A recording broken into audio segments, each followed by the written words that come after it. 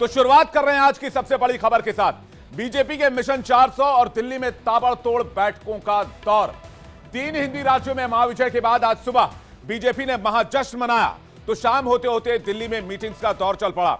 यह तस्वीर आप देख रहे हैं किस तरह से जो बीजेपी के बड़े और दिग्गज नेता हैं वो बैठकें कर रहे हैं। और यह तस्वीर जो आप देख रहे हैं ये आज बीजेपी के नेताओं के बीच जब प्रधानमंत्री पहुंचे थे, और कुल मिलाकर 24 के लिए फाइनल स्क्रिप्ट तैयार की जा रही है। हमने कल ही आपको बता दिया था, जब विपक्ष हार का विश्लेषण शुरू नहीं कर पाया है तो बीजेपी 6 महीने बाद सबसे बड़ी चुनाव की तैयारी में जुट गई है, और यह बात आज सच साबित हुई। कल 8 दिसंबर को कांग्रेस हार का विश्लेषण मीटिंग करेगी, लेकिन बीजेपी के भीतर तनातन बैठकें चल रही हैं, धुआंधार बैठकों का दौर चल रहा है। अब एक एक कर आपको सिलसिलेवार तरीके से बता देते हैं कि कितनी मीटिंग्स हुई हैं। आइए देखते हैं। सबसे पहले बात करते हैं गृह मंत्री अमित शाह। प्रधानमंत्री मोदी से मुलाकात की उन्होंने।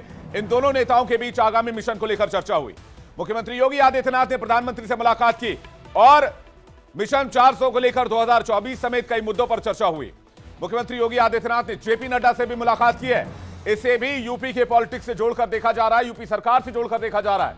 बाबा बालकनाथ ने अमित शाह से मुलाकात की और बाबा बालकनाथ को राजस्थान के सीएम फेस के तौर पर रेस में आगे बताया जा रहा है, और आगामी मिशन को लेकर भी चर्चा हुई, जो मिशन 400 की बात हम कर रहे हैं। वसुंधरा राजे ने जेपी नड्डा से मुलाकात की है। वसुंधरा राजे भी लगातार अपने लिए लॉबिंग कर रही हैं। छत्तीसगढ़ के सीएम की रेस में सबसे आगे चल रही रेणुका सिंह ने भी जेपी नड्डा से मुलाकात की है। ये ज्योतिरादित्य सिंधिया की आप देख रहे हैं, जिन्होंने जेपी नड्डा से मुलाकात की, और योगी आदित्यनाथ गृह मंत्री अमित शाह से थोड़ी देर में मुलाकात करने वाले हैं। इस खबर पर भी ब्रेकिंग न्यूज आपको हम लगातार बताएंगे। यानी 4 घंटे में 8 मीटिंग्स। अब जान लीजिए, ये जो मीटिंग धुआंधार है, ये मिशन 400 पार के लिए हो रही है। मोदी हैट्रिक जीत के लिए इन तमाम बैठकों को शुरू कर चुके हैं, और इसमें 4 बड़े राज्यों की भूमिका सबसे अहम है।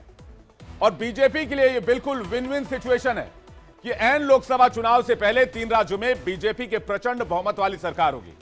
तो अंदाजा लगाना मुश्किल नहीं है कि 2024 की जीत कितनी प्रचंड हो सकती है। बीजेपी की मजबूत स्थिति और उसकी तैयारियों को देखकर सवाल उठ रहे हैं कि क्या भारत के लोकतंत्र में 1984 के 400 पार वाला रिकॉर्ड टूट जाएगा, जब 1984 में चुनाव हुए थे। लेकिन अब एक बात यह भी समझ लीजिए कि मिशन 400 पूरा करने के लिए एक राज्य अकेला 80 सीटें दे सकता है, यानी टोटल का 20%। और वो राज्य कोई और नहीं है बल्कि है उत्तर प्रदेश, जिसके मुखिया हैं योगी आदित्यनाथ।